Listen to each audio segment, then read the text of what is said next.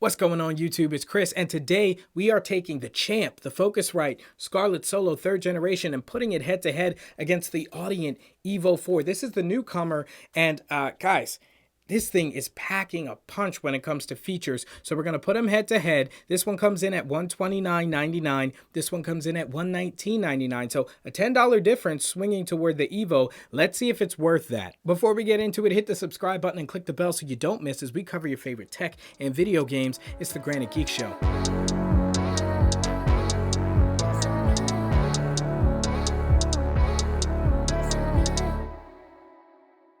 Before we get started, shout out to both Audient and Focusrite for sending these over. We're going to do a giveaway with the Focusrite, so be sure to hit the subscribe button and click the bell so you don't miss that. That's going to happen in our award show style competition between the Audient ID4, the Scarlet Solo, the Evo 4, and the M Audio 1924. So again, hit the subscribe button and click the bell if you want a chance to win this guy. Okay, so first off, I've had a couple weeks now to use these both as daily drivers, and I'm thoroughly impressed with both of them. So to break down the video, we're going to start with the physical differences, then we're going to go into features, then tech specs, and then obviously sound test, because arguably the most important thing about an audio interface is how do the preamps sound. So starting off with the most trivial of categories, and really you shouldn't be buying either of these based on this, aesthetics. So obviously you got the classic ruby red with the Focusrite, and you got a jet black with a pop of green on the Evo 4. So if either of these match your desktop aesthetic, then it's your lucky day. But again, you shouldn't be deciding on one of these based off of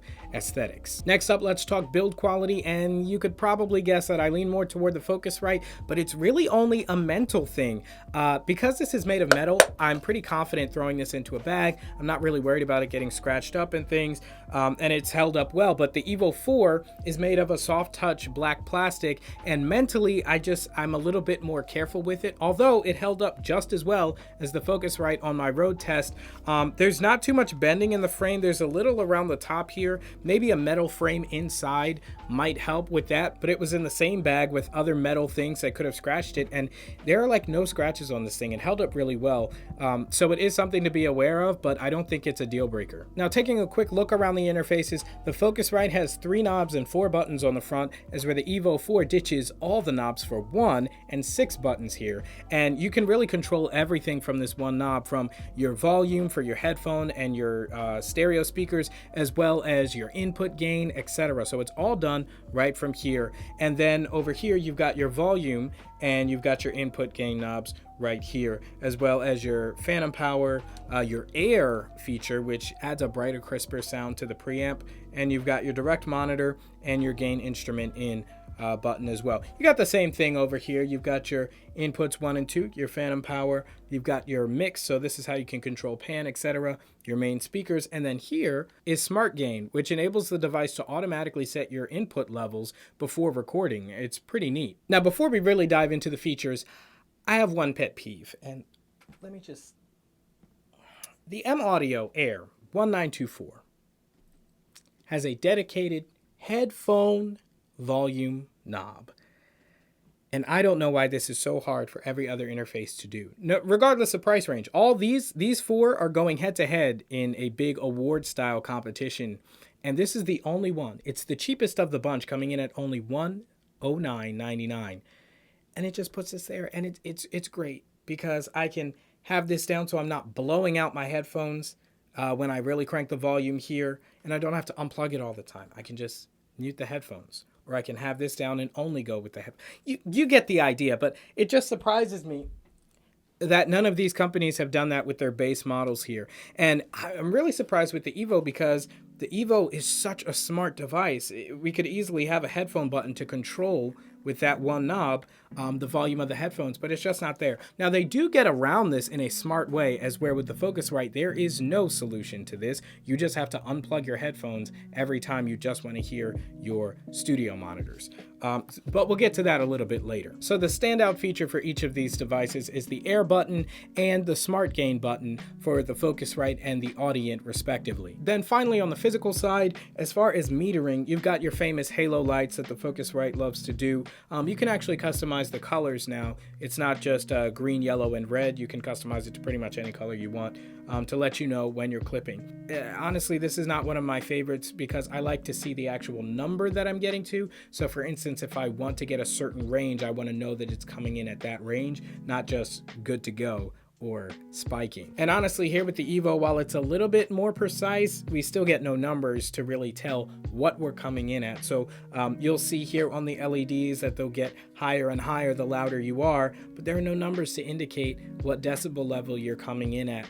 So that's a feature that I miss on both of these here. But if you're not doing any specific work like that where you need to know what level you're at, not just setting the right level, then both of these are honestly perfect. Now the Smartgain feature is kind of a set it and forget it thing when it comes to your input gain. You just hit the button, you do your performance as you naturally would. It's only as good as you are. So if you speak into the microphone at a volume not really representing what you're going to do when you perform, then it's not going to work too well. But if you do it exactly or very close to what you'll be doing in real life when you're recording, then it works really well. Now the Evo gets another win here on the back, having two XLR TRS combo input jacks. This is fantastic. It's a godsend for anybody doing podcasting, as I do from time to time. You can plug in two XLR microphones and record as where you would need an adapter to do something like that here and go in through the guitar input or the instrument input. Okay, so that covers both of the devices physically, but let's get to the most important thing, which is how do they sound? What you're listening to now is a voiceover performance using the Focusrite Scarlet Solo 3rd generation. Now this is without the air setting on. This interface comes in at about $119.99 on Amazon. Links will be in the description down below.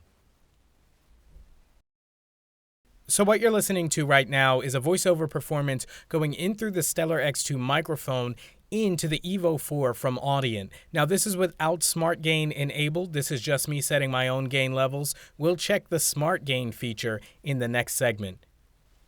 Now this interface comes in at $129.99, so I'll leave a link down below where you can check that out.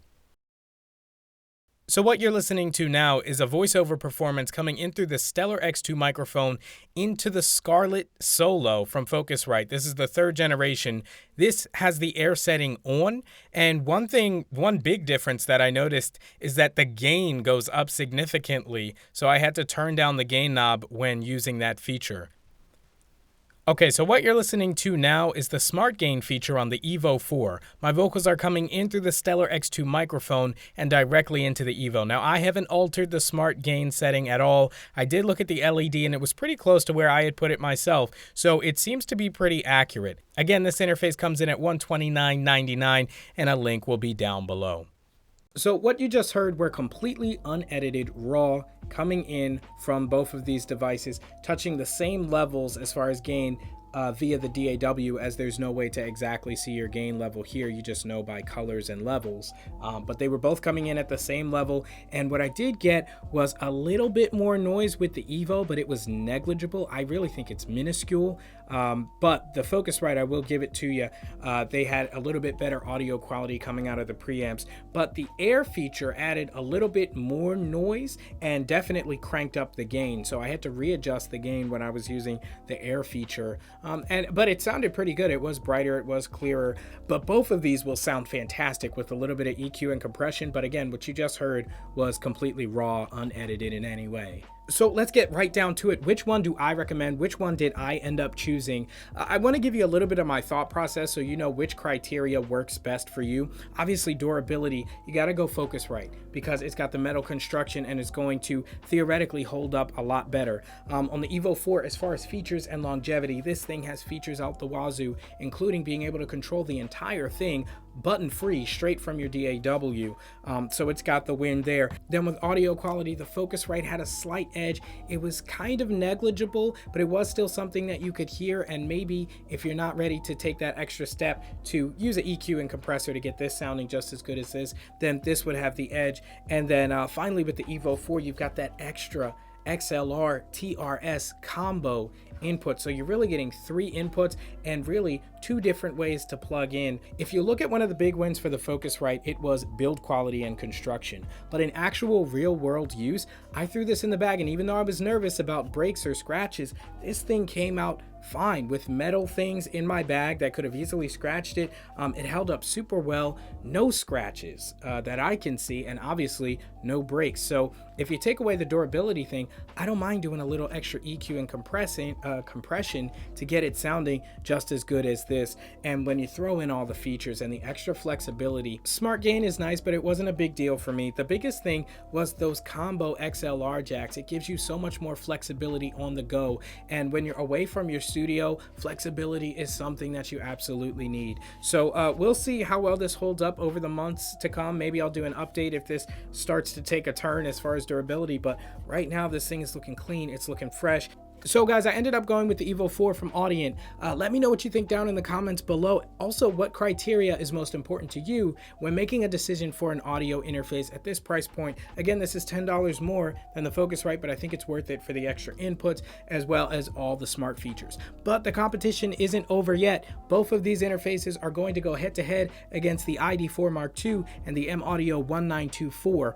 So you don't want to miss that. We'll break it down into categories and we'll see which one wins in each category and then overall. So you don't want to miss that. Hit the subscribe button and click the bell. Thank you guys so much for watching. It's the Granite Geek Show.